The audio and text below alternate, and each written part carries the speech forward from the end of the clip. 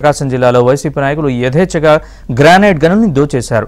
గనుల శాఖ మాజీ డైరెక్టర్ వెంకటరెడ్డి నేతృత్వంలో తవ్వుకున్న వాళ్లకు తవ్వుకున్నంతగా ప్రకాశం జిల్లాలో గ్రానైట్ నిక్షేపాల్ని వైసీపీ నేతలు దోచేశారు.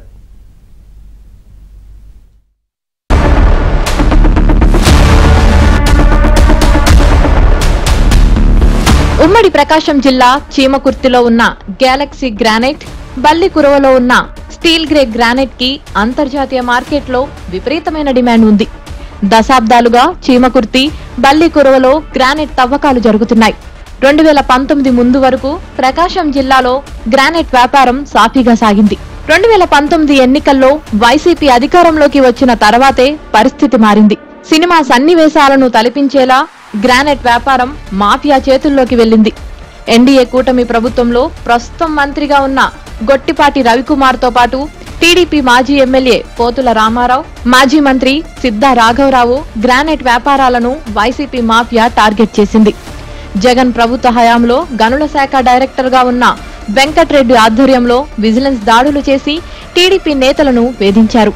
గొట్టిపాటి రవికుమార్ క్వారీలకు 340 కోట్లు, పోతుల రామారావు క్వారీలకు 40 కోట్లు, సిద్ధా రాఘవరావు ఆయన కుటుంబ సభ్యుల క్వారీలకు 900 కోట్లు జరిమానాలు విధించారు. వైసీపీ నేతల కుట్రని అర్థం చేసుకున్న గొట్టిపాటి రవికుమార్, పోతుల రామారావు న్యాయ పోరాటం చేశారు. సిద్ధా రాఘవరావు మాత్రం కుటుంబ సభ్యులతో కలిసి వైసీపీ తీర్థం పుచ్చుకొని తన గ్రానైట్ వ్యాపారాన్ని చక్కబెట్టుకున్నారు. వైసీపీ నేతల కుట్రలపై న్యాయ పోరాటం చేసిన టీడీపీ నాయకుల వ్యాపారాలన్నీ దెబ్బతిన్నాయి. వారందరూ తీవ్ర ఆర్థిక ఇబ్బందులు ఎదుర్కొన్నారు.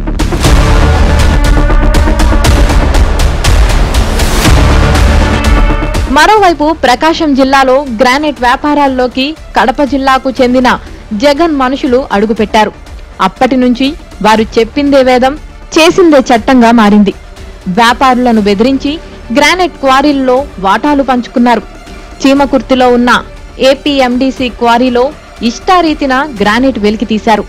తాడేపల్లి పెద్దలు చెప్పిన వారికి ఏపీఎండీసీ క్వారీలో గ్రానైట్ తవ్వకాలు అప్పగించారు. ప్రభుత్వానికి చెల్లించాల్సిన వాటా చెల్లించకుండా గ్రానైట్ తవ్వకాలు జరిపి కోట్ల రూపాయలు దండుకున్నారు. ఈ తతంగం మొత్తం గత వైసీపీ ప్రభుత్వంలో గనుల శాఖ డైరెక్టర్ వెంకటరెడ్డి నేతృత్వంలో జరిగాయి. ప్రకాశం జిల్లాలోని చీమకుర్తి, బల్లికురవలో జరిగిన గ్రానైట్ తవ్వకాలపై ఎన్డీఏ ప్రభుత్వం దృష్టి సారించి విచారణ జరిపితే వెంకటరెడ్డి చీకటి బాగోతాలు మరిన్ని వెలుగులోకి వస్తాయని స్థానికులు అంటున్నారు.